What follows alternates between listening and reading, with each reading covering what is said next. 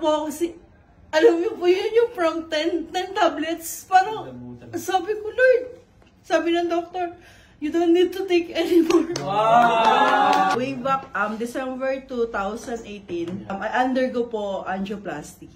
Meron po akong bara sa puso. Yung aorta, yun po, may bara po ako doon.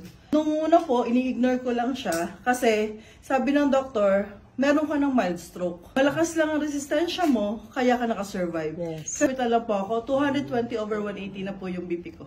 Taas. Pero po nakalakad pa rin po ako. Tapos sabi ng doctor sa akin, ang lakas ng resistensya mo, tsaka sabi niya, baka malakas ka dun sa taas. Sabi niya gano'n. Kasi my father died 2 days po bago ako naperahan.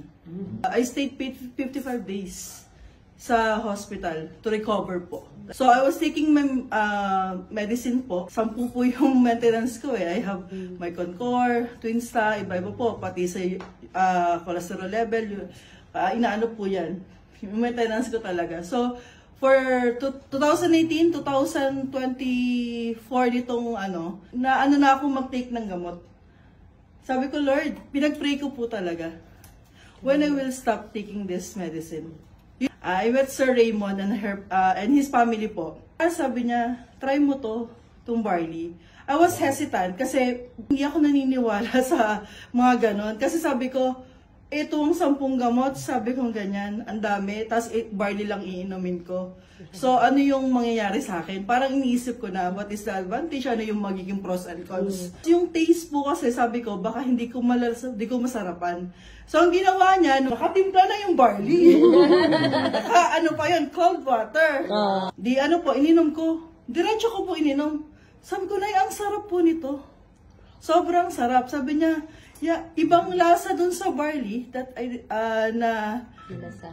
try ko. Ihang po talaga sabi ko, Lord, ito na po ba yung kasagutan?